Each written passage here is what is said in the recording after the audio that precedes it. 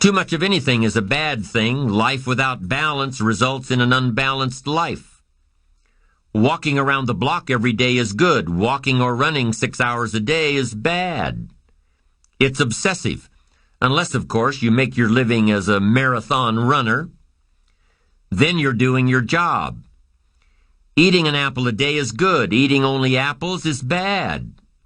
You won't get all the protein and vitamins and nutrients your body needs. Working hard, burning the midnight oil, doing it until is good.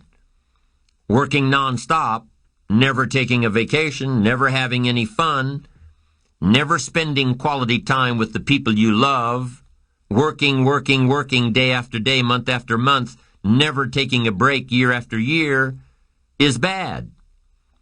If you've got your nose to the grindstone all the time, how are you ever going to spot new opportunities, consider new ideas? It doesn't work that way.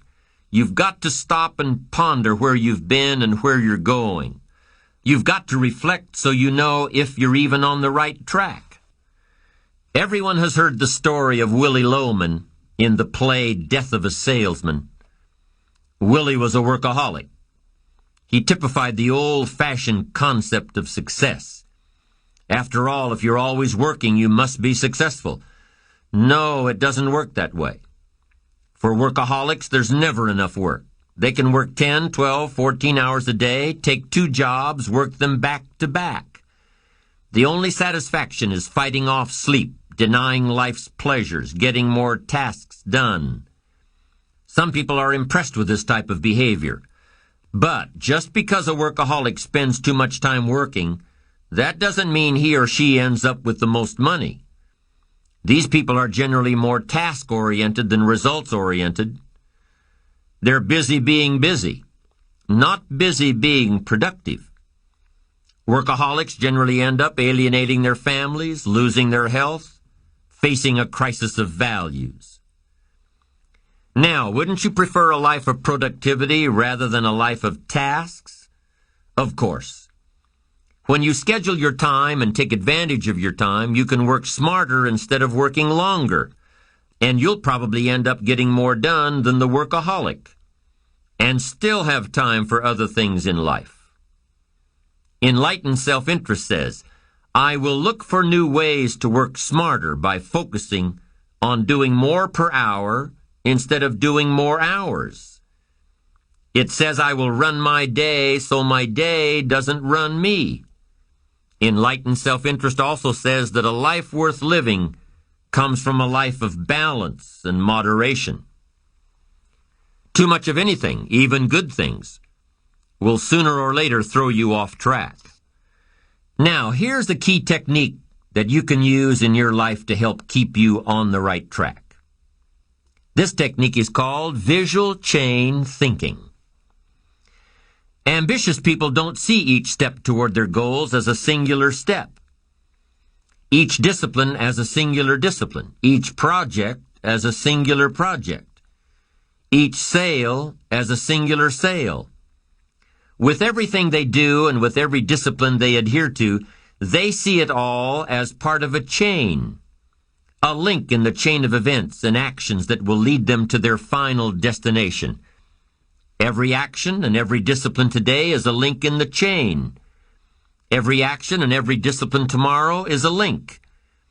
Every action and every discipline in the future is a link. When you can see that every link in the chain will eventually lead you to the things you want most out of life, to the person you want to become, then you won't grow discouraged or fearful or impatient with today. When you can see where you're going through visual chain thinking, even on the toughest days, you'll keep building your ambition by knowing where you're going, not just where you are today. Part of this visual chain thinking is built when you decide on your direction, when you can see where you're going to end up before you get there, when you can see California while staring at the east side of a 14,000-foot mountain. And building your visual chain of thought begins when you have well-defined plans for your career, your family activities, your investments, and your health. Your plans and goals are your visual chain, knowing where you're going before you get there. Develop a plan, a game plan. It's ironic how we all understand the importance of mapping out a strategy for a football game or a basketball game. Not one professional team in the world begins a game without a complete strategy. But few of us take the time to map out a strategy for our lives, a game plan. But it's important. Here's the first rule for your game plan of life. Don't start your day until you have it finished. Don't begin your activities of the day until you know exactly what you plan to accomplish. Don't start your day until you have it planned, and do this every day. I know all this writing takes time and a disciplined effort, but remember that value is the fruitful result of discipline, not hope. Once you've mastered the art of planning your day, you're ready for the next level. Don't start your week until you have it finished. Don't begin your activities of the week until you know exactly what you plan to accomplish. Don't start your week until you have it planned. Just imagine what life would be like if you took time out of every Sunday to plan your week. Come Friday, you won't be saying, "Boy, did this week fly by. Where did it go? What did I do?" No, if you plan your week before you start it, you'll know exactly what you want to do, what you want to accomplish, what you need to work on. If you learn to plan your days as part of your overall game plan for the week, the parts will fit much better. Your days will be better, more effective. You'll be working smarter, not harder. And when you've learned to plan your week, guess what? You've got to plan your month. Don't start your month until it's finished. By developing a game plan for your days, your weeks, your months, by developing and following your game plan, your days and weeks and months all become part of a bigger plan, a bigger design, a long-term view of your life, a visual chain. You'll start gaining a greater perspective of it all because you are planning. It takes great discipline on your part, but it will soon lead to a new habit, a habit of mastering your time, a habit of discipline that will lead you to the good life. Now, if visually seeing the future is new to you, if you've never developed a game plan before, let me offer a few tips. There are two things that you need to understand before you create a game plan. Number one, a game plan, a visual chain of your future, is like a spreadsheet. Instead of listing numbers, you list activities. It's like a to-do list. And number two, the technique of developing a game plan can be used for a single day, a single project, or a variety of projects that are happening simultaneously. Here's how you do it. First of all, you need to buy a pad of graph paper. Game plans work best on graph paper. So take a sheet of graph paper and make vertical columns of the number of days this plan is to cover. Then on the left-hand side of the paper, write the heading, Activities.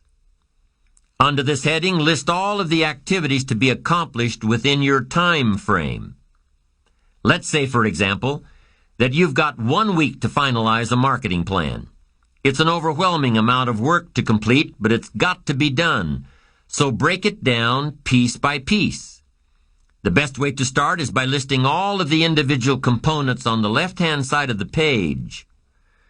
Now, some of these things need to be completed before others can be started. You need to have your market research results in before you can determine your target market. You need to know your target market before you can develop your marketing strategy. You need to have your marketing strategy before you can create a budget for collateral materials, and so on. When you break down the project piece by piece, deadline by deadline, you can be more effective in delegating the appropriate pieces of the puzzle. And you can be more effective in doing your own work while orchestrating the rest. The final result of developing a visual chain, your game plan, is a clear visual presentation of the tasks before you. Keep your game plan in plain sight. Put it up in your office where you can easily look at it. Have a copy of it at home and tape it to the refrigerator. Keep a copy in your journal for quick reference. Your game plan will serve as a constant reminder of all that you need to do to get where you want to go.